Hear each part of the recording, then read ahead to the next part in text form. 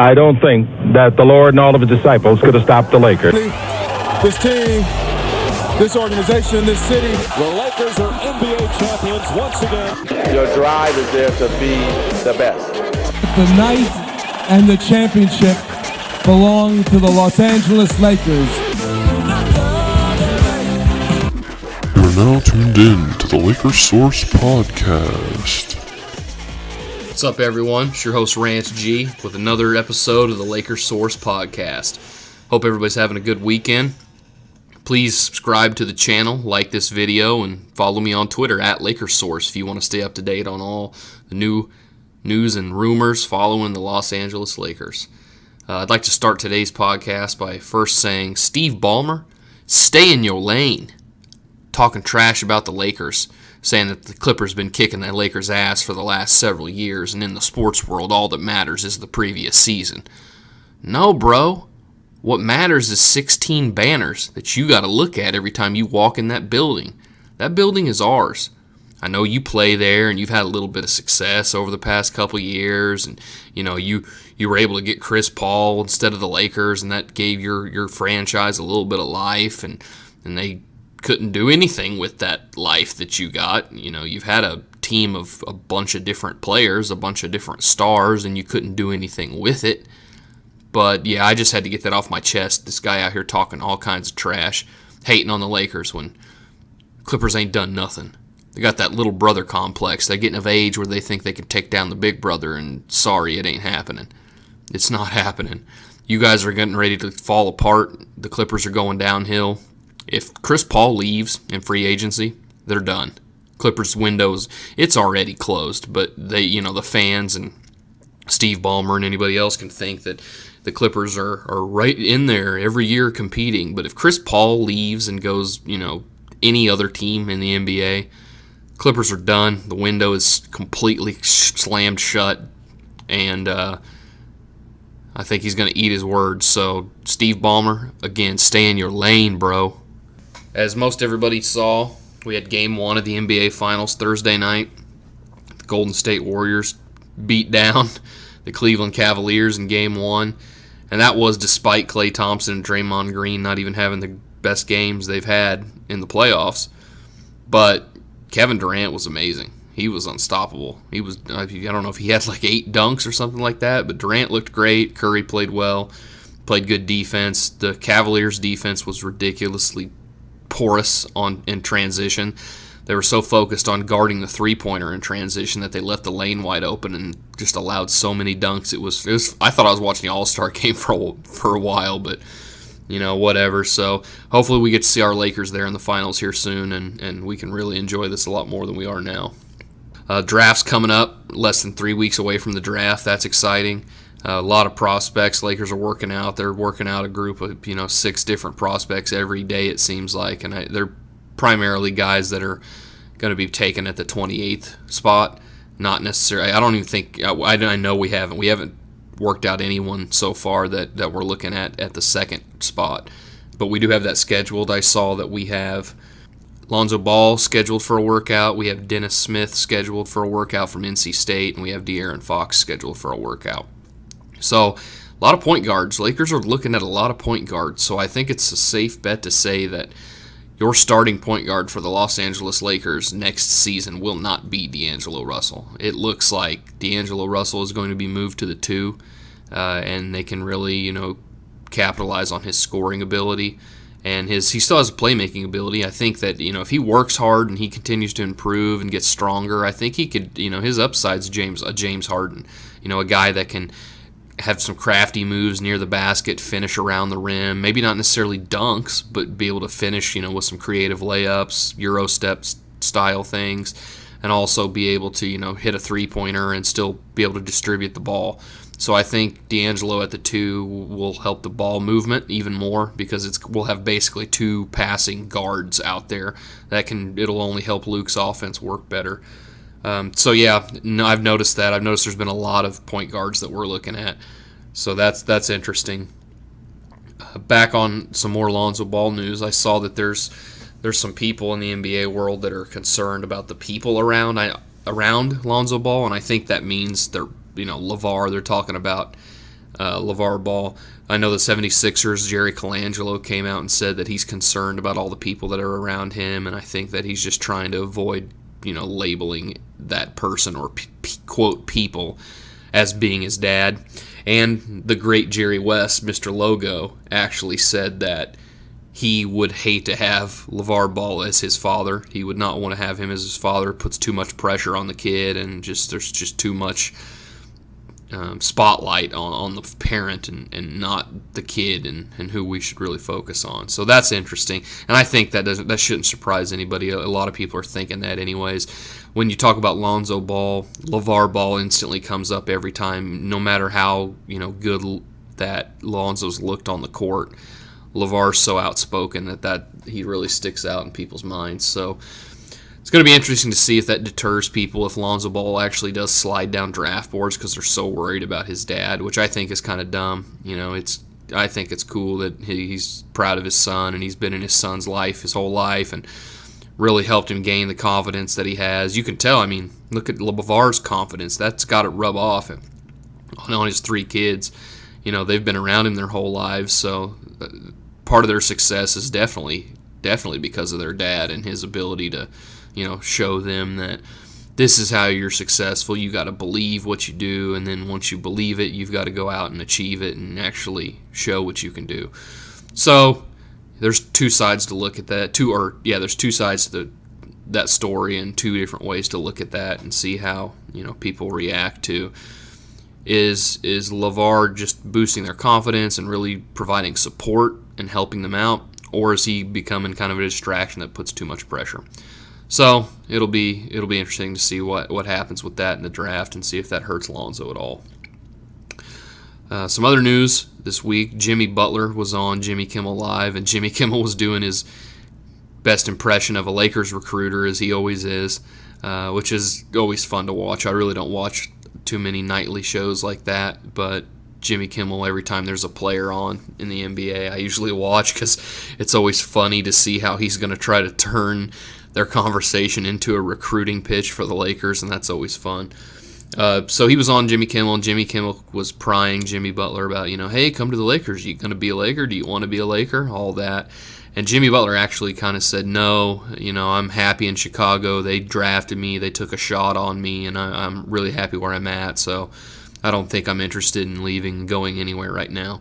So that's something to watch. And for some people that were wanting us to trade, or even there were some rumors, a couple weeks back that the Lakers were looking at trading D'Angelo Russell and something 28th pick or something like that for Jimmy Butler. So I don't know if that's going to happen now. It doesn't seem like Jimmy Butler's too pressed to leave Chicago. It doesn't look like he's trying to get out of Chicago. Of course, that could change any time if a phone calls made between general managers that they find a package that works out for both teams.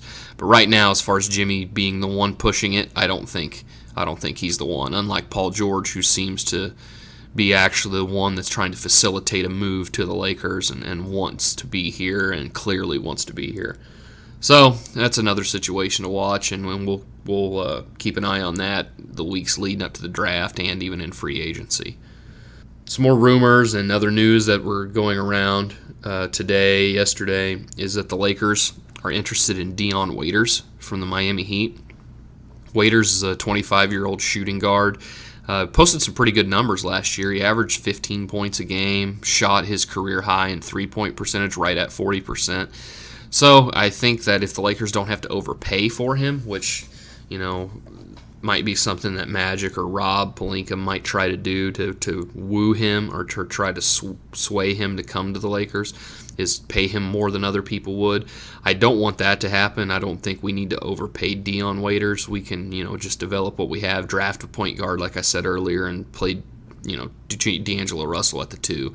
So it's not a pressing issue, but I think Dion Waiters could be a good addition. He could definitely help us with some long-range shooting, some scoring. So that's another situation to watch closely. I know that Rob Pelinka used to represent Dion Waiters. He used to be his agent.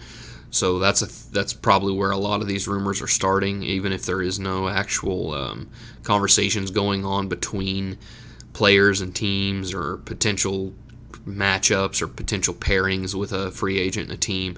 I think people are speculating because Rob used to represent him that Dion Waiters could come to the Lakers. So, that's something to watch also. We'll keep our eye on that, keep you posted on what's going on with that. We also saw that Timofey Mozgov came out this week and said that he was disappointed and kind of upset and kind of down in the dumps, it sounded like, from what was going on last year when he got benched midway through the season, basically. And it doesn't sound like he was too happy about that. But, what do you expect, man?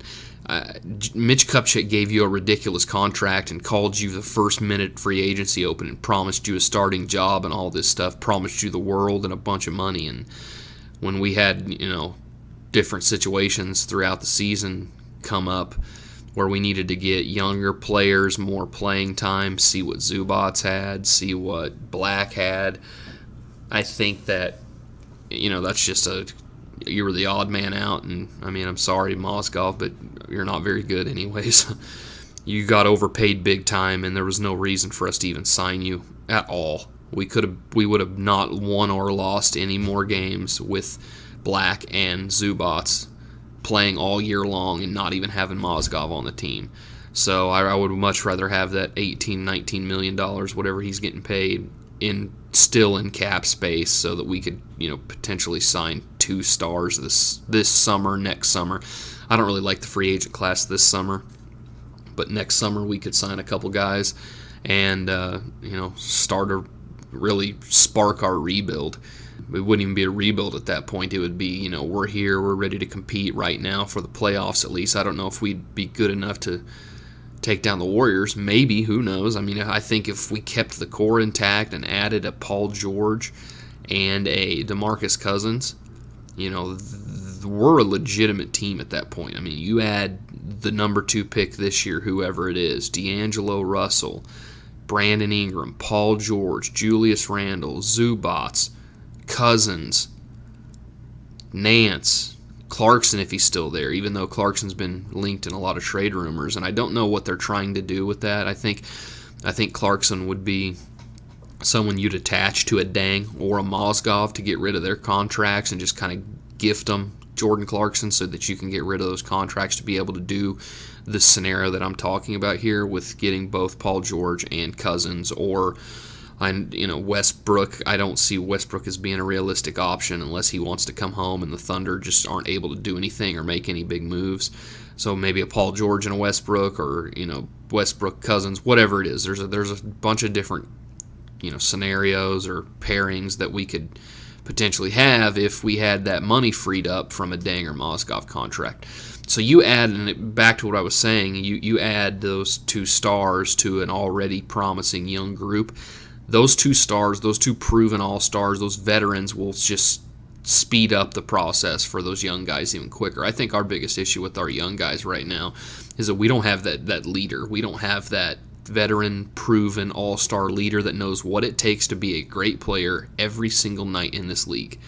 They can lead by example. I think we need that desperately bad.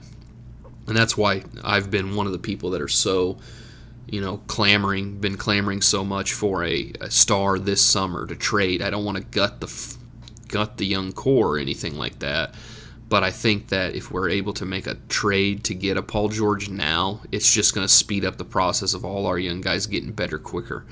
That's their biggest thing. Luke's a great coach, and we've got some great people there on the coaching staff, and you've got Magic Johnson now that's willing to help whoever. You've got Kareem that always comes in and is willing to help anybody. You've got Kobe that's going to be in there, whenever he can, and whenever they work out with him in the summers, that's going to be able to help people. But having a guy that's around the team, that's part of the team's culture, that's got the chemistry, that's got the I don't want to say acquaintance, the friendship, the team building friendship with those players every single night, travels with them, goes through the good times, the tough times of an NBA season. Those are the type of people that are going to really help our young guys grow a lot faster. So hopefully we can get that.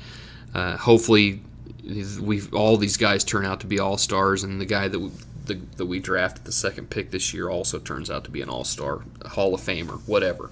We need some great players, and I think that you add a couple guys to the mix of guys we already have, and we're going to be right there competing for a title. I don't want to sound like a conceited or delusional Lakers fan, but I mean, the reality is we've got a lot of young, great pieces that if they continue to get better these next couple years before they, peak and we find out exactly who they are and what they're going to be in their NBA career, then, the sky's the limit for having all those young guys, and the bench we would have would be ridiculous too.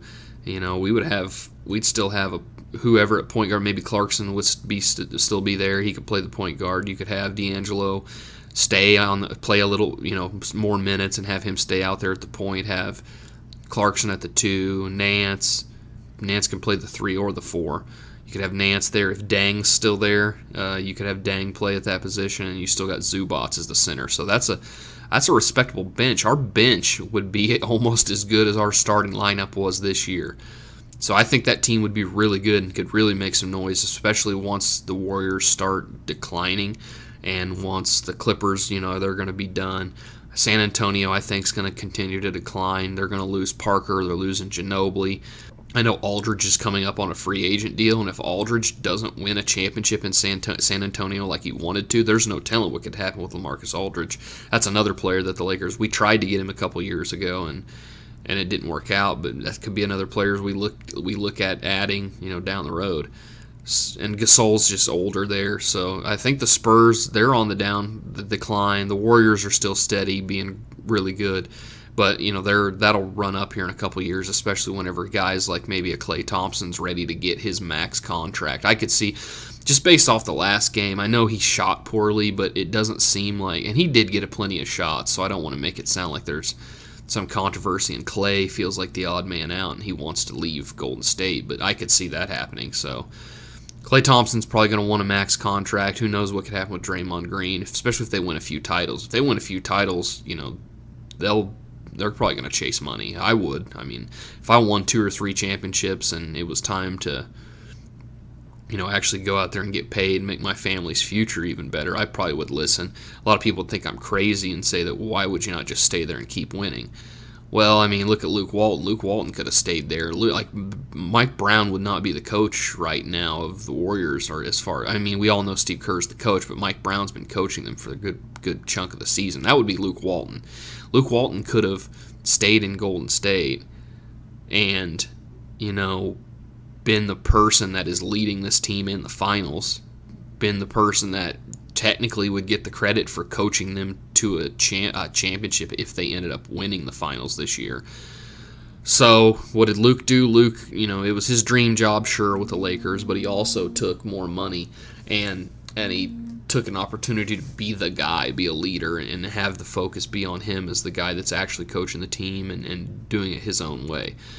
And I could see players on the Warriors start to do that same type of thing here in the next few years. So I think the Warriors got a few years left, and then they're going to be on the decline. Other teams in the West, Minnesota could get better. They got a lot of young, good players. I think the Memphis Grizzlies are going to go on the decline. You got Gasol and Zebo. Zebo's already on the decline. And Conley's pretty good, but I see the Grizzlies going down. I see the Jazz are an interesting team. They could be, a steady 6th through 8th spot team. Houston's pretty good. Houston's got some good players. They're not very old. They're pretty young. So I could see Houston being decent for the next couple years. But I think here in 3 or 4 years, the Lakers have a chance to just really, really run the West for about 5 years. And I think that's exciting, and I think that's what we're all waiting for. I mean, I think we're much closer to getting to the playoffs. Playoffs? Yes, I think we're getting to the playoffs. Playoffs? Yes, I'm talking playoffs. I think here in the next year or two, we'll be back in the playoffs, even if it's at the 7th or 8th seed. I don't care. I just want to get this team competing in the postseason so they can get that experience of how much the NBA changes in the postseason and how much more intense it is once you get there. I think we're close, and I think in 3-4 years, that we can, 5 years maybe at the most, that we'll be competing for a championship again, especially if we add those 2 stars to the young core. Paul George is only, 27, 28 years old, so, in 3 or 4 years, he'll only be 30, 31. And we all know that, how good Kobe was from 30 to 35. I thought Kobe played the best basketball of his life from ages 30 to 35. Same with Jordan. Look at Jordan, age 30 to 35. And look at LeBron right now. LeBron's, 33 or whatever. LeBron's the last 3 years been playing some of the best basketball of his career, too. So it's not like whenever you just, you turn 30, the NBA's over. It's not the NFL where, you're a running back and you turn 30 and your career's over, or you're on the super decline or anything like that. So I really think it's exciting time to be a Lakers fan. I think that we're on the rise. I think we've hit the bottom of the barrel, basically. We've already went as deep to the bottom as we're going to go. We can only go up from here, and I think last year started that. Sure, it wasn't a great season, but it was better than the season before. We increased our win total.